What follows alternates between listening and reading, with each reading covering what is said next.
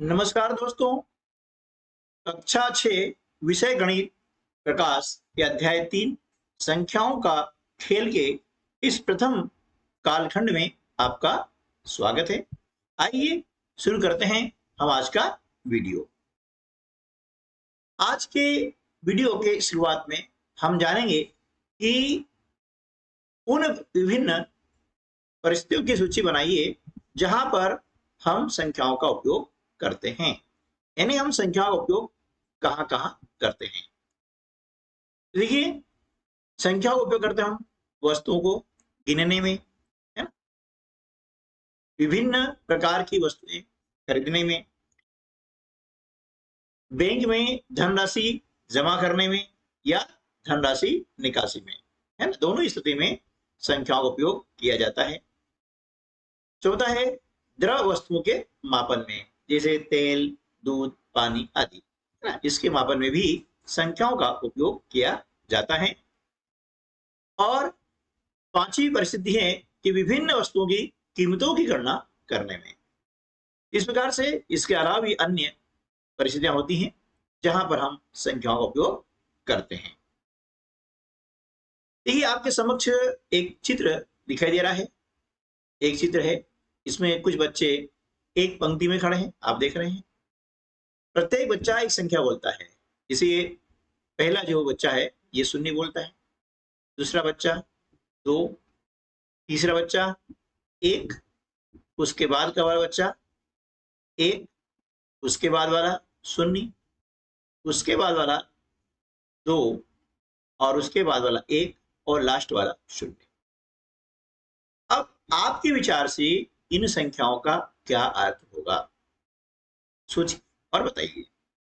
ठीक है, देखिए अब इसका हल देखते हैं कि इन संख्याओं का अर्थ क्या है कि उस बच्चे के पास खड़े लंबे बच्चों से हैं, है? जैसे आप देख रहे हैं कि यहां पर ये संख्या बोल रहा है 2, है ना, क्या बोल रहा है 2 बोल रहा है। इसका अर्थ ये हुआ इसके दाएं और बाएं 2 बच्चे इससे अधिक लंबे हैं। ठीक है, अब ये वाला बच्चा बोल रहा है 0, इसका मतलब है कि इसके पास में कोई भी बच्चा इससे अधिक लंबा नहीं है, यानी 0 है। ठीक है, अब ये बच्चा बोल रहा है 1, इसका अर्थ हुआ कि इसके बगल में जो बच्चा खड़ा है ना, वह इससे अधिक लंबा है। अब ये बोल रहा है 1, इसका अर्थ ये हुआ कि इसके बगल में जो बच्चा खड़ा है वह इससे 1 अधिक लंबा है। ठीक है ना। अब ये बच्चा बोल रहा है 0, इसका अर्थ ये हुआ इसके दाएं या बाएं जो बच्चे खड़े हैं उनमें से कोई भी बच्चा इससे अधिक लंबा नहीं है। अब ये बच्चा बोल रहा है 2, इसका अर्थ ये हुआ कि इसके दाएं और बाएं दोनों तरफ बच्चे खड़े हैं एक एक, ये कितने हो गए 2, यानी 2 बच्चे इससे अधिक लंबे हैं। उसके बाद में ये बच्चा बोल रहा है 1, इसका अर्थ हुआ कि इसके बगल में एक बच्चा इससे अधिक लंबा है। अब लास्ट वाला बच्चा बोल रहा है 0, इसका मतलब हुआ कि इसके बगल में जो बच्चा खड़ा है वह इससे अधिक लंबा नहीं है, यानी उनकी संख्या 0 है। ठीक है, तो इस प्रकार से इन संख्याओं का अर्थ हुआ। अब देखिए, बच्चे अब अपने आप को क्या करते हैं, पुनः व्यवस्थित करते हैं। यानी आप देखा पिछले चित्र में उनका खड़ा रहने का तरीका अलग था और इस चित्र में क्या करा, उन्होंने अपने आप को पुनः अरेंज कर लिया है, रीअरेंज कर लिया है तथा प्रत्येक बच्चा अपनी व्यवस्था के आधार पर पुनः एक संख्या बोलता है। ये बच्चा बोल रहा है 1, है ना, पास वाला बच्चा 0, उसके पास वाला 2, उसके पास वाला 0, फिर 1, 2, 1 और 0। अब आप समझ गए होंगे कि इन संख्याओं का क्या अर्थ है ना? चलिए अब नीचे दिए गए प्रश्नों के उत्तर दीजिए और अपने तर्क को साझा कीजिए। पहला है, क्या बच्चे अपने आप को इस प्रकार से पुनः व्यवस्थित कर सकते हैं कि अंत में खड़े बच्चे 2 कह सकें? अंत में जो बच्चा खड़ा है क्या ये 2 कह सकता है? नहीं कह सकता है, क्योंकि उनके पास केवल एक ही बच्चा होगा, है ना। तो अंत वाला जो बच्चा है वह 2 नहीं कह सकेगा, चाहे वह किसी प्रकार से खड़े हो जाए। ठीक है ना। चलिए अगला प्रश्न है, क्या हम बच्चों को एक पंक्ति में इस प्रकार खड़ा कर सकते हैं कि सभी बच्चे शून्य कह सकें? इसका उत्तर हो जाएगा नहीं, ये संभव नहीं है। यह केवल तभी संभव है जब सभी बच्चे समान लंबाई के हों, है ना? तब प्रत्येक बच्चा जो है शून्य कह सकता है, लेकिन अभी वर्तमान स्थिति में यह संभव नहीं है। तीसरा प्रश्न है, क्या दो साथ खड़े बच्चे समान संख्या कह सकते हैं?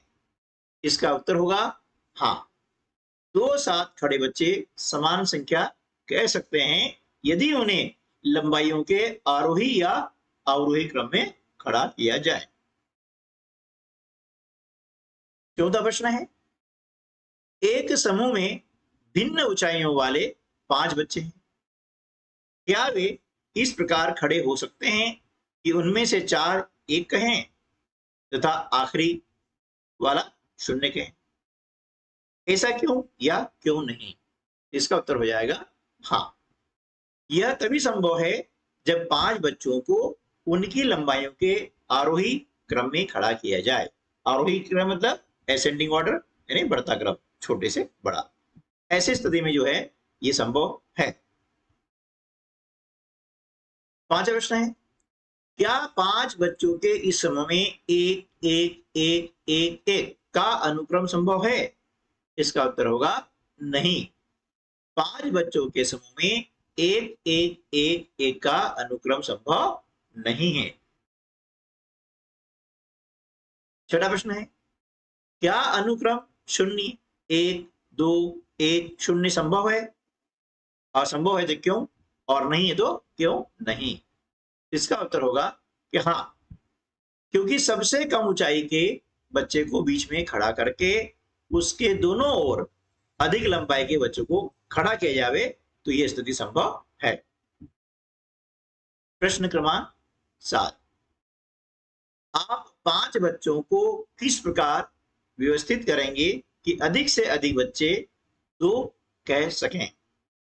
इसका उत्तर होगा हाँ, यह तभी संभव है जब 5 बच्चों को उनकी लंबाई के आरोही क्रम में खड़ा किया जाए।